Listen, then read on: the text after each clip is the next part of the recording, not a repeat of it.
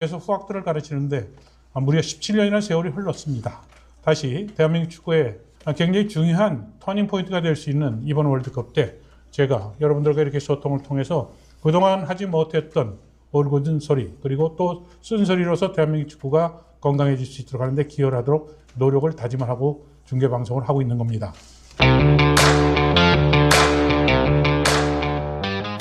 자, 경기는 시작이 되었고, 네, 한국 대표팀 3백으로 섰습니다.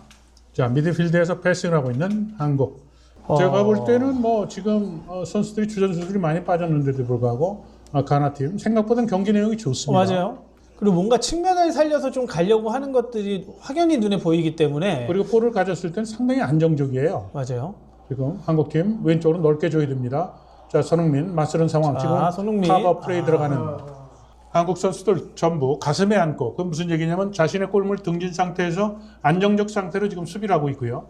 가나는 조금 전에 들어오는 패스를 보면 수비수를 꿰뚫는 그런 스루 패스가 많이 나오잖아요. 네네. 측면 쪽에서 저건 좋은 시도입니다. 수비수는 처리하기 어려운 그런 측면 쪽에 날카로운 크로스. 좋았어요. 자, 이번 월드컵의 대륙간 플레이오프에 몰린 것은 한국을 방문했던 볼리비아, 뉴 칼레도니아, 콩고 민주공화국, 북중미 2개국, 아시아, 아랍에미리트, 이라크 승자, 이런 나라들이 지금 플레이오프에 있죠. 32개 나라에서 48개로 팀이 늘다 보니까 월드컵에 대한 출전 국가 2포트, 3포트는 그렇게 큰 의미가 저는 없다고 봐요. 32개 나라의 때는 그 순위가 정해집니다만 그래도 48개로 늘어나면서 출전 숫자가 늘었기 때문에 사실은 그 포트에 대한 계산이 2포트에 있고 3포트에 있다고 그래서 절대적으로 유리하다 뭐 이런 부분에 대해서 저는 그렇게 동의를 하지 않는 상황입니다. 그리고 뭐 실질적으로 예선전이라든가 아니면 평가전에서 3포트, 4포트에 있는 팀들과의 경기들도 했었는데 그때마다 우리가 막 유리하다라고 좀 볼 수는 없었거든요. 그렇죠. 32개 나라 때 더군다나 그 전에는 24개 나라만 나왔었잖아요. 네네. 아시아 대륙에 2개 나라만 티켓이 있었습니다. 그때는 정말 월드컵 가는 것이 정말 바늘 귀에 그 실을 꽂는 듯한 그런 어려움이 있었거든요. 이번 월드컵 티켓을 따니까 마치 우리가 무패로 성적을 낸 것처럼 이렇게 얘기를 하는데요. 월드컵 아시아 지역에 티켓이 늘어나면서 월드컵 티켓에 대한 것은 그만큼 쉬워졌다 이렇게 보면 됩니다. 한국 대표팀 경기에 이렇게 관중이 없는 것은 처음입니다. 초유의 일입니다. 맞아요. 그리고 지난번 동아시아 대회 때 한일전 때 관중이 그렇게 없다는 것은 대한민국 축구에 대한 심각한 심대한 위기로 저는 받아들입니다. 돈이 없으면 어떻게 합니까? 대한축구협회 매출의 3개의 축이 있죠. 중계권료, 그리고 입장권료, 기업의 스폰서인 광고, 참여 기업에서 나오는 돈이죠. 지금 경기는 완전히 가나의 흐름으로 끌려갑니다. 우리는 이렇게 돌파하는 상황에 나오고 있지는 못하죠. 2차례 정도 손흥민에게 연결됐던 상황. 그렇지만 볼이 끊겼는데요. 지금 가나는 계속해서 오른쪽 왼쪽에서 왜 이런 현상이 생길까요? 3백을 뒀기 때문에 좌우측 측면이 지금 공간이 많은 겁니다. 맞아요. 앞서 제가 얘기를 했죠. 지난번 볼리비아 경기 때는 한국이 이겨야 될 팀으로 상정을 한다면 미드필더나 공격의 숫자를 많이 둬야 되는데 4-2, 4백과 2명의 수비형 미드필더를 둔 것에 대해서 과연 감독이 상대팀에 대한 전력을 분석하고 그리고 월드컵 본선에서 승점 3점을 벌어야 된 가상의 상대로 해서 경기 운영을 하는 것인가에 대한 그 문제를 제가 심도 깊게 질책을 했는데요. 제가 오늘 중계하면서 3백에 대한 문제점에 대해서 제시했던 것 여러분들 귀를 크게 열고 들으셨죠? 자, 오늘 경기 상대팀의 측면 쪽에 돌파를 허용하는 것, 이것이 바로 포메이션에서 나오는 그런 전술상의 미스라고 얘기할 수 있는 겁니다. 자, 측면에서 이강인 오른쪽으로 지금 줄 곳이 없어요. 볼을 잡으면 계속해서 우리는 볼터치 횟수가 많고 횡패스가 지금 많은 그런 상황. 가나는 중앙 쪽으로 돌파를 해서 한국 수비수들이 부담스러운 그 패스를 하는데 우리는 지금 빙빙 돌리고 있지 않습니까? 맞아요. 지금 뒤쪽에서 하는 패스가 10여 차례 계속 이어지고 있고요. 자, 다시 뒤쪽으로 갈 겁니다. 그렇죠? 자, 또 왼쪽으로 주겠죠. 이건 뭐 초등학교도 아는 그런 패턴입니다. 뭐 사이드 한번 갔다가. 네. 자, 가운데 짧게. 가나는 앞서 압박을 하다 이제는 위험 지역에 존 디펜스로 수비 전술을 변환을 했습니다. 굉장히 안정적인 가나, 그리고 옵사이드 트랩으로 오영규 선수를 지금 센터백에 오영규 선수가 쳐지니까 맞아요. 밀어냈죠. 그쪽에, 그렇죠. 그러면서 그쪽을 신경을 쓰는 수비에 조금 움직임이 저것도 전술입니다. 수비에 대한 시스템이고요. 자, 미드필더와 자, 한국이 들어가면 자, 손흥민에게 좋은 패스입니다. 자, 손흥민 볼 컨트롤이 다소 깊었는데요. 코너킥을 얻는 이태석이었어요. 이태석. 자, 여러분들 지금 45분 저와 함께 하셨죠? 한국 대표팀의 문제 세 가지를 지적한다면 어떤 것이 될 수 있을까요? 경기력은 체력과 기술, 전술 이 세 가지를 얘기한 것을 병합한 것을 얘기를 하고요. 거기에 한 가지를 더 컴바인하면 바로 심리적 요인이라고 말씀드렸죠. 자, 일단은 전반전에 대해서 기록은 볼 네. 점유율이 62대 38. 뭐 한국이 볼 소유를 많이 했다라고는 하지만 실질적으로 가나가 슈팅이 2개, 그다음에 한국이 1개. 패스 횟수가 248대 156이거든요. 네. 248개는 우리가 횡패스, 백패스 네, 스위칭에서 공을 많이 좀 돌렸던 움직임이 많이 보였고요. 그래서 우리가 경기 분석할 때는 이러한 그 숫자는 버립니다. 네네. 통계적 오류가 올 수 있기 때문에 한국은 횡패스, 백패스만 있었기 때문에 그것은 이 경기를 웅변하는 그런 데이터로 인정할 수 하지는 못하는 거죠. 자, 오늘 45분 동안 한국 대표팀의 가장 큰 문제는 전술적으로 선수들이 코칭 스태프가 약속한 것이 과연 무엇인가에 대한 의문부호가 지금 크게 남는 그런 45분이고요. 두 번째는 한국 선수들이 경기 시작해서 잠깐 정상적인 연기를 하다가 그 다음에는 횡패스, 백패스를 하면서 수도 없이 지금 많은 그 미스패스를 하지 않습니까? 네네. 중앙 수비수가 공격수가 계시고 말이죠. 그것은 심리적 요인에서 지금 가나에 눌리고 있다.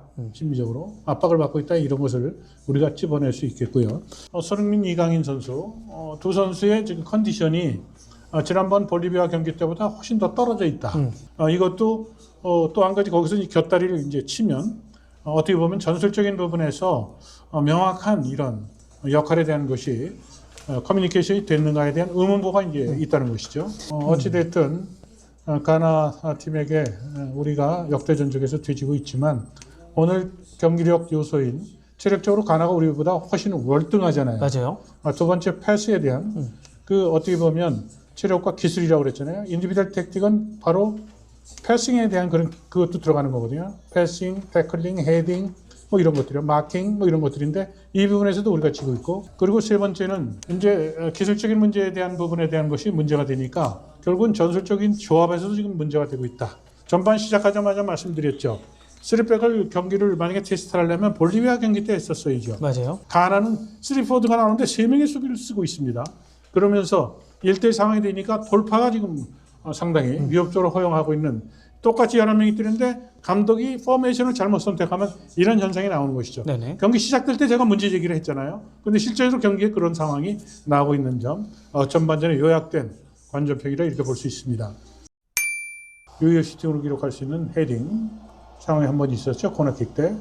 완전히 수비가 벗겨지는 한 번에 먹었습니다. 지금 HH님께서 국대가 점점 느려지는 이유가 뭘까요? 라고 이제 여쭤보셨는데 앞서도 얘기를 했지만 확실하게 전술 준비가 되면 수비가 볼을 잡으면 공격수가 움직이죠. 먼저. 맞아요. 약속이 되어 있으니까. 그러면 한 선수가 움직이면 제가 지난번에 유기적인 움직임이란 뭐냐. 예를 들어서 지금 누가 질문하셨죠? HH님께서 HH님이 볼을 가졌어요. 그럼 신문선이가 최전방에 있습니다. 그러면 제가 볼을 밖에서 무빙을 하면 수비수가 저를 따라오면 제가 움직인 무빙한 상태의 공간이 있지 않습니까? 그 자리에 B가 가고 B가 움직이면 또 빈 자리에 C가 움직이고 D 이게 유기적인 움직임입니다. 그럼 볼을 갖고 있는 선수는 몇 곳을 줄 곳이 있죠. 선택해서 주는. 근데 지금은 한국은 저에게 패스를 하면 저 혼자 뛰어갑니다. 그러니까 고립되죠. 그것이 유기적인 움직임은 바로 전술적인 것을 평가할 때 그 기준의 잣대를 쓰는 겁니다.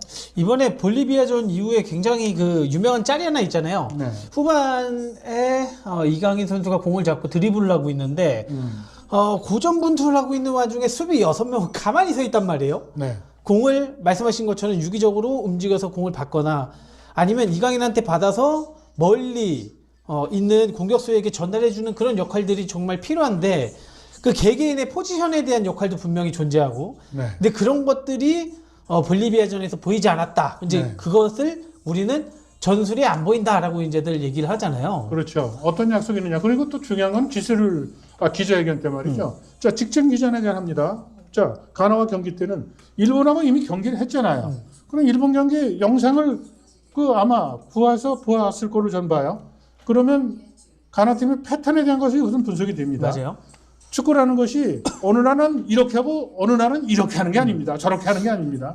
바르셀로나 축구가 지금 100년이 넘게 계속하고 있잖아요. 네네. 레알도 마찬가지고요. 바이에른 뮌헨도 그렇고 토트넘은 또 역습의 경기 강한 팀 아닙니까? 이런 어떻게 보면 팀 색깔이 있는데 가나와 경기한 것을 일본과 경기한 것을 봤다 그러면 자 첫째 수비에 대한 패턴과 수비 전술이 시스템에 대한 얘기가 있었을 거고요. 그리고 가나의 수비에 대한 것이 공격에 가담했을 때 허점이 생긴 것에 대한 것은 영상 분석을 대입을 해서 보는 거죠. 네네. 자 지나간 얘기입니다만 2002년 월드컵을 앞두고 제주도에서 히딩크 감독이 평가전을 했었어요.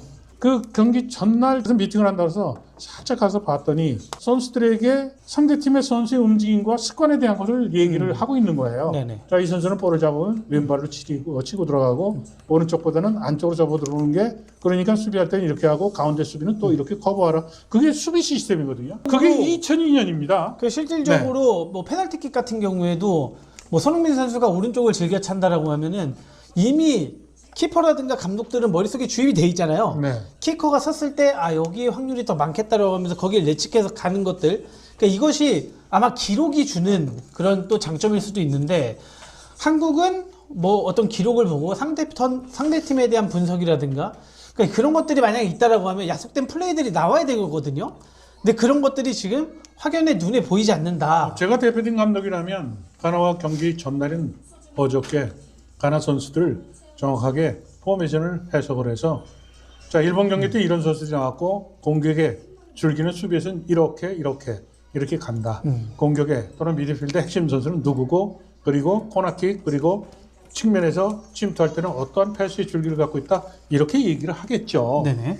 그래야 그런 것을 바탕으로 해서 한국 선수들이 수비와 그리고 공격에 대한 전술에 대한 것을 국민들에게 벌써 이미 소상하게 정보를 공유를 하고 그것이 학습이 돼 있다는 것을 우리가 입증할 수 있는 거 아닙니까? 어느 위치에 공을 잡으면 다른 선수는 어떻게 움직이라는 전술적 약속이 있어야 하는데 맞습니다. 완벽한 타점. 전혀 없죠. 그리고 제가 이렇게 쭉 봤는데 가나는 한국 선수가 공을 잡으면 제일 가까운 사람이면 튀어나가요. 바로 그냥 제일 가까운 사람이 튀어나가서 맨투맨으로 수비 바로 붙거든요. 그러다 보니까 한국 선수들은 뒤로 공 다시 끌어내릴 수밖에 없고 근데 그거를 또 이겨낼 수 있는 개인 전술이 이제 부족하단 말이죠. 인디비드얼 택틱이에요. 그렇죠. 개인 전술. 그러다 보니까 그 전술에 눌리는 것 같아요. 근데 한국은 이거를 견뎌낼 수 있는 어떤 전술적인 약속이 이제 또 없는 것 같거든요. 그러니까 지금 상대와 1대1 상황이 되는데 가나 선수들은 부담 없이 등진 상태에서 베끼고 나가잖아요. 그렇죠. 그 인디비드얼 택틱에서 우리가 지금 떨어지는 거예요. 수비수들이. 근데 가나는 또 수비 때 한국 선수들이 들어오면 그죠? 인디비드 택틱, 그다음에 그룹 택틱, 부분 전술을 커버를 하고 그리고 수비에 대한 시스템이 안정되어 있으니까 경기를 뛰는 선수들, 한국 선수들이 지금 눌리고 있는 거예요. 상대가 더 커 보이고 또 숫자가 많아 보이고 그러니까 지금 횡패스, 백패스, 횡패스 이렇게 나가는 거죠. 그러니까 경기에 대한 리듬이 이렇게 쏠려가면 어떻게 되죠? 선수들이 이제 무서워지는 거죠. 또 수비수가 결정적인 패스 미스 지금 몇 번을 했고요. 지난번 평가전 때마다 매번 수비수가 지금 오늘과 같은 그런 어이없는 패스를 미스를 해가지고 실점에 이르지 않는 자 운동장 코너 쪽에서 잡는 카메라 운동장이 텅텅 비어 있습니다. 직장 생활하시는 분들도 계시고 은퇴한 분도 계시겠지만 수익과 지출을 갖고 가정 경제를 이끌어가는 거 아닙니까? 기업도 역시 마찬가지죠. 대한축구협회 회장에 처음 도전할 때 정몽기 회장은 그 당시에 축구협회 매출이 1,000억이 조금 넘는 단계였습니다.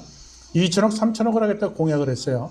12년이 지났던 지난 선거 전에 2024년 결산한 자료를 보면 끝자리까지는 제가 정확히 기억을 하진 않습니다만 거의 1,000억 왔다 갔다 하는 정도입니다.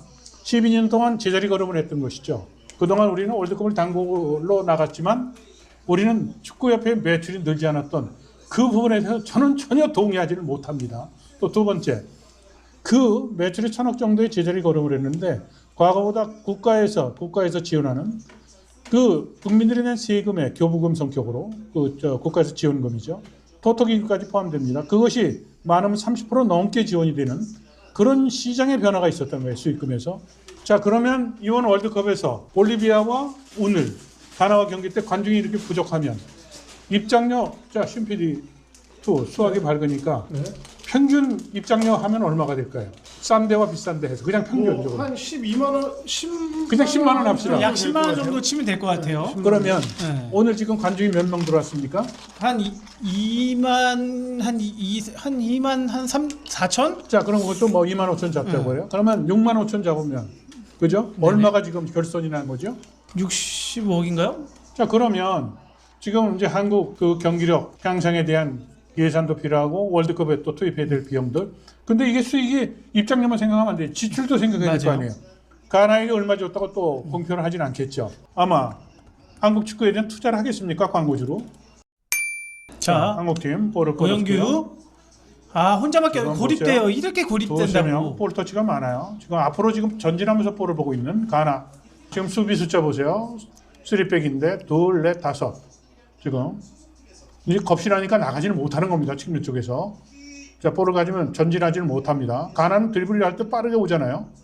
지금 드리블이 많습니다. 한국팀. 근데 이게 축구 경기를 보면 이게 장점이 좀 보여야 되는데 장점보다는 안 좋은 볼을 게 조금 많이 보여요. 점유율은 높게 나올 수밖에 없죠. 저러니까. 네. 자, 모처럼 중앙쪽으로 갔습니다만 손흥민 선수는 등진 상태에서 볼을 봤습니다. 지금 제자리를 뱅뱅 돕니다. 이것도 패스 미스네요. 자, 가나 뱅뱅 돌다가 패스 미스를 하는 한국 대표팀. 또 이거 받아주러 가야 되는데 네, 아무도 또. 없어요. 자, 이렇게 실수가 계속 거듭되고 있고 가나는 자신감을 갖고 1대 싸움에 지금 보세요. 볼 드리블이 나는 거. 등지고. 일본이 볼리비아를 상대로 3대 0으로 승리를 가져갔는데 볼리비아가 그 와중에서도 그래서 슈팅을 11개를 때렸어요. 맞아요. 그만큼 이제 공격적인 축구를 강행했다라는 사실을 보여주는 지표인데 한국 지금 슈팅 하나요 지금. 아 이거 좀 아쉽네요. 경기 결과가 지금. 지금 뭐 슈팅 숫자도 그렇지만 눈으로 확연히 지금 드러나잖아요.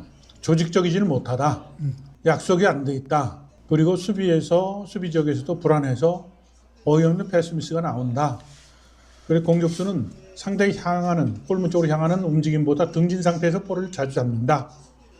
근데 뒤집어서 얘기하면 가나는 반대의 상황이죠. 맞아요. 그러니까 경기 상황이 지금 좋지 못한 겁니다. 근데 뭐 지금 이 경기를 보는 시청자분들 그리고 저희 구독자분들도 답답하시겠지만 뛰는 선수들이 제일 답답할 것 같아요. 그렇죠. 네. 그것이 유의하지 않으면 과감하게 버려야 됩니다. 특히 지금 후반전에도 그런데요. 지금 보세요. 볼 패스 상황. 가나 좋은데요, 좋으니까 진짜. 완전히 뒤쪽으로 자신감을 갖는. 자, 다시 받아줘야 되는데 아무도 없어요. 지금 뭐 가나 수비가 굉장히 좋습니다. 지금 뭐야? 기가 막힌 패스입니다. 단독 찬스. 아! 완전히 뺏겨서 골을 넣는 화베나.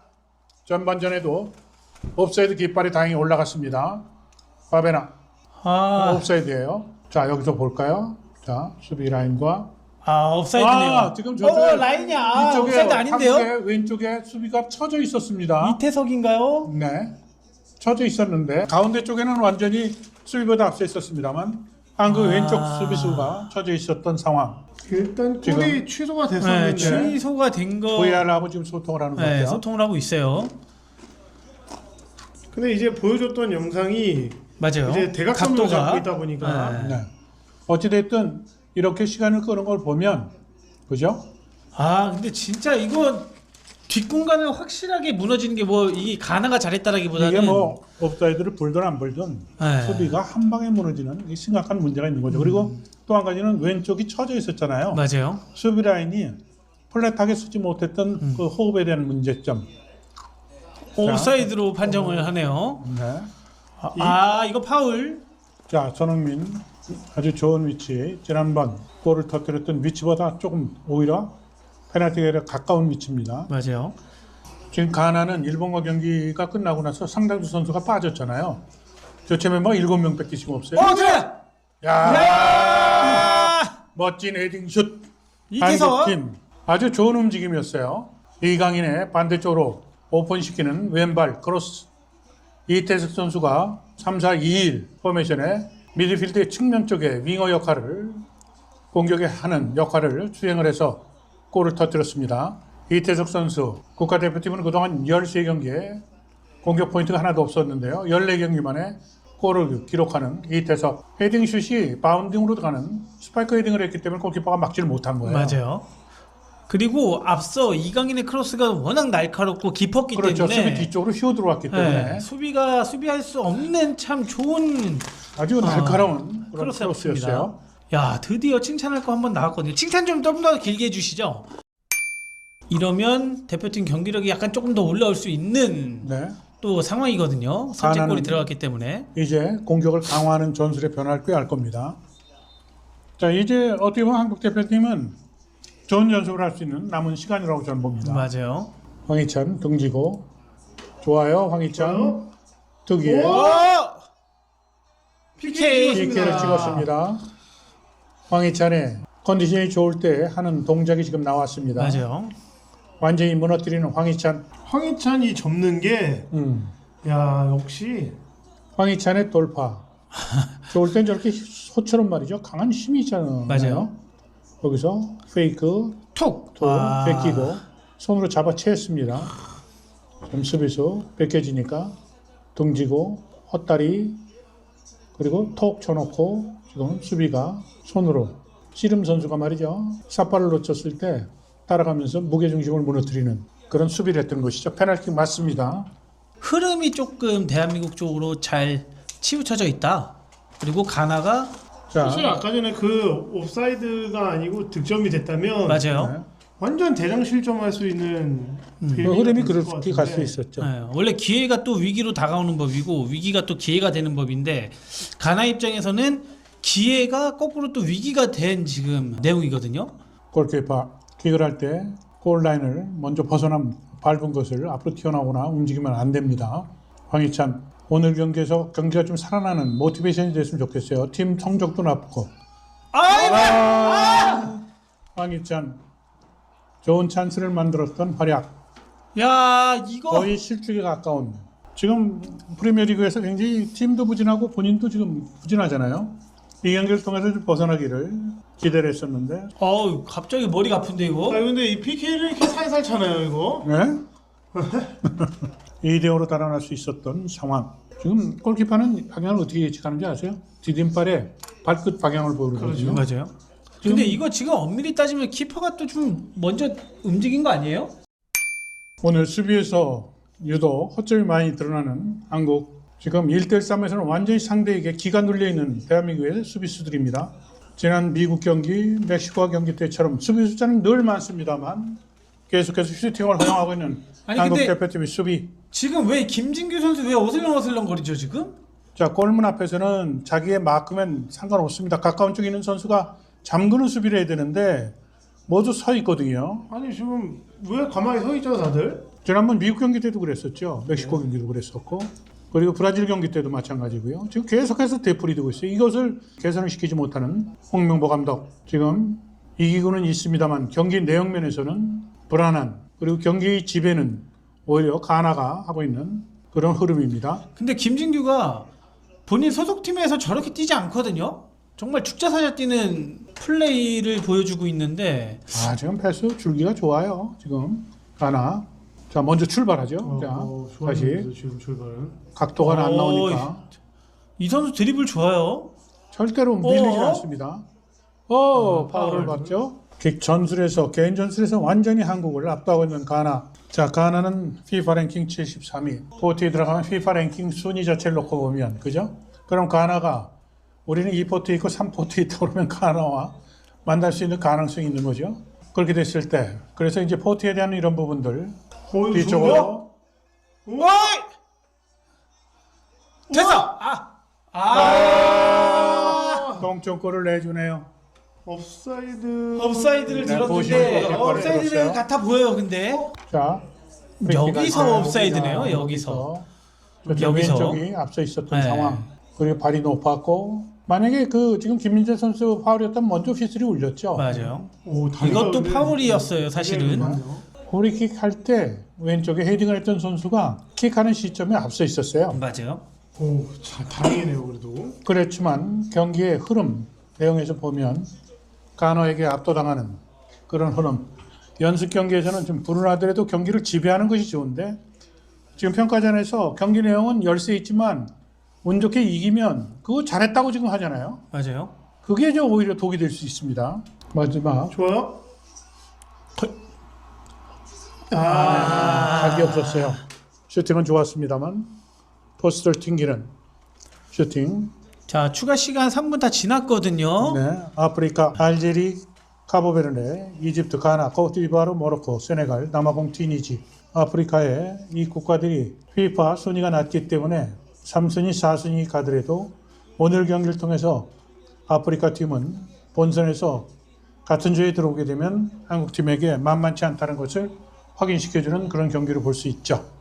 자, 오늘 경기는 앞서 경기 중에도 말씀드렸지만 경기 승패 여기에 초점을 두는 것이 아니라 전체적인 경기 내용에서 아프리카에서 온 선수들 그리고 일본을 거쳐서 온 선수들의 피로도 그리고 또 주전 선수들이 상당 부분이 아시아 원정에 빠졌었고 일본에 뛰었던 선수들마저도 몇몇 선수가 귀국하는 그런 상황에서 한국 대표팀은 경기는 1대0으로 이겼습니다만 내용적 측면에서 보면 경기력의 축인 체력과 기술, 전술 이 세 가지에서 모두 높은 점수를 줄 수 없는 그런 경기를 했다라고 저는 평가를 합니다.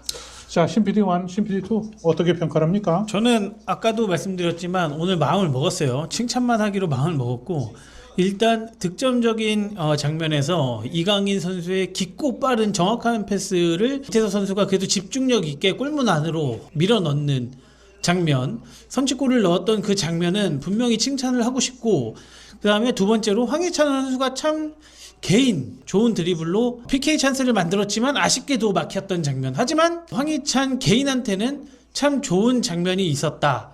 그리고 송범근 선수도 후방에서 좋은 선방, 좋은 집중력이 있는 경기 운영을 또 펼쳐줬던 부분. 그 또한 김민재 선수 더할 나위 없이 좋은 수비력을 보여주면서 정말 오늘 경기 어찌됐든 1대0으로 대한민국 승리하게 됐던 또 기점들, 원인들이 분명히 보였거든요. 다만 대한민국 팀이 뭔가를 약속된 플레이, 유기적인 플레이 그리고 전술적으로 선수들끼리 좀 맞춰가는 그런 과정들이 아직까지는 눈에 보이지 않는다. 가나가 오히려 한국을 상대로 더 좋은 플레이들을 많이 보여줬던 점, 그런 것들이 대한민국 대표팀이 조금 더 가나와 평가전에서 뭔가 좀 깨닫고 좀 발전하는 모습을 좀 보였으면 한다.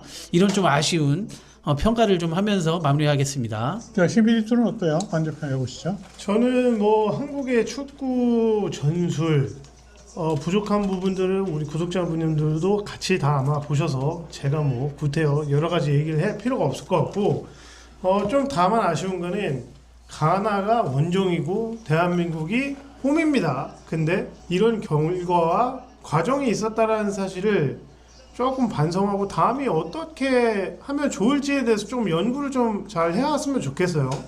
아무래도 히딩크 감독이 2002년 때 끌 때도 월드컵을 준비하면서 합숙 훈련을 했잖아요. 그렇죠. 그러면서 이제 경기 결과가 좋아졌는데 우리 한국도 대부분의 선수들이 해외파 출신들이다 보니까 사실 며칠 모여가지고 그걸 준비하는 건 시간이 좀 짧긴 하거든요. 그래서 실제 월드컵 본선 갔을 때는 어떤 준비를 잘 해서 할 수 있는 좀 공부가 좀 많이 필요하지 않을까 그런 생각을 좀 하면서 이번 볼리비아와 가나전 좀 아쉬움이 남는, 하지만 운이 좋다 어찌됐든 간에 골은 또 넣긴 넣어서 승리를 가져가긴 했거든요. 그래서 골 감각은 그래도 있다. 월드컵 가서 좀 골을 넣을 수 있는 선수들은 좀 있지 않을까 그런 생각을 하면서 저는 오늘 경기 관전평을 마무리하겠습니다. 자, 오늘 경기에 대해서 다시 한번 정리를 합니다. 이번 그 두 차례 12월 달에 시작된 평가전 때 볼리비아 경기도 우리가 경기 스코어에서는 이겼지만 경기 내용적 측면에서는 비판이 굉장히 많았었죠. 오늘 경기도 역시 같은 맥락입니다. 한국팀은 3백 형태로 출전을 해서 전반전에 상대에게 3포워드가 나온 그 공격에게 측면에서 큰 부담을 가졌던 장면이 많이 노출됐던 것은 상대팀에 따른 적절한 포메이션을 가동시켰는가에 대한 문제제기를 할 수 있고요. 두 번째는 한국 대표팀이 축구 경기력이 중요한 전술적인 부분에서 개인 전술과 부분 전술, 또 팀 전술에서 밀렸다. 그리고 오늘 경기에도 변곡점이 있었죠. 0대0 상태에서 가나가 센터포드를 받던 스트라이커를 받던 콰메나 선수가 골키퍼까지 지키는 골에서 옵사이드가 선언이 됐죠. 느린 그림을 보니까 처음에 왼쪽 측면을 갔던 것이 옵사이드에 걸려있는 건 맞았습니다. 그 상황에서 만약 그 골이 옵사이드가 아닌 골이 인정이 됐다면 경기 흐름은 완전히 뒤바뀔 수 있었던 상황이었었죠. 네네. 한국팀이 잘한 것은 또 짚을 필요가 있죠. 이강인 선수의 그 날카로운 왼발로 휘어찼던 크로스에 이어서 이태석 선수가 3백을 하면서 미드필드에 4명의 좌우측의 윙백으로 서령우와 이태석 선수를 기용을 했는데 이태석 선수가 공격에 가담해서 볼이 각도가 워낙 예리했어요. 맞아요. 골키퍼도 나오기가 힘들었고 왼발도 감아찼기 때문에 골문 쪽으로 이것을 머리에 맞추기가 어려웠었지만 리테스 선수가 헤딩으로 스파이크 헤딩에서 골을 터뜨렸던 것은 칭찬할 수 있었죠. 그리고 또 한 장면은 페널티킥을 얻었던 황희찬 선수의 돌파. 전성기 때 황희찬 선수 최근에 부진하고 부상 이후에 후유증에 시달리고 있는 황희찬 선수가 전성기 때 보여줬던 그런 황소와 같은 힘을 바탕으로 해서 두 장면, 하나는 헛다리 그리고 상대 뒤에 그 좁은 공간에서 돌파를 했던 장면, 페널티킥을 얻었던 장면. 이 상황은 페널티킥을 못 넣었어도 황희찬 선수가 울버햄튼을 가서 좀 재기하는데 도움이 됐으면 좋겠다는 그런 얘기를 할 수 있겠어요. 지금 좋은 지적했어요. 황인범 선수가 그나마 볼에 대한 조절, 그죠? 공격에 대한 방향, 돌아갈 건지 또 나오면서밖에 할 건지. 황인범 선수가 없으니까 미드필드 쪽에서의 경기 조율하는 능력이 떨어진다. 사실은 이강인 선수는 측면 쪽에서 오늘 어시스트를 하던 그런 그 플레이는 상당히 날카롭죠. 네. 그런데 전체적으로 경기를 지배하면서 경기를 조율하는 것은 또 이강인 선수는 황인범 선수와 비교했을 때 좀 차이가 나는 부분이 있거든요. 지금 좋은 점을 지적을 해주셨어요. 오늘 전체적인 의견은 여러분들이 말씀해 주셨듯이 경기는 이겼지만 미국 경기 또 멕시코 경기와 더불어서 아쉬움이 많이 남는 경기고 본선을 대비해서 한국 대표팀 무엇을 어떻게 준비해야 될지 오히려 축구인들보다 국민들이 냉철하게 지금 판단하고 있고 거기에 대한 매서운 회초리를 오늘 상암 경기장의 입장객 수가 말해주고 있는 것이 아닌가 이런 생각으로 오늘 제 방송을 정리를 해볼까 합니다.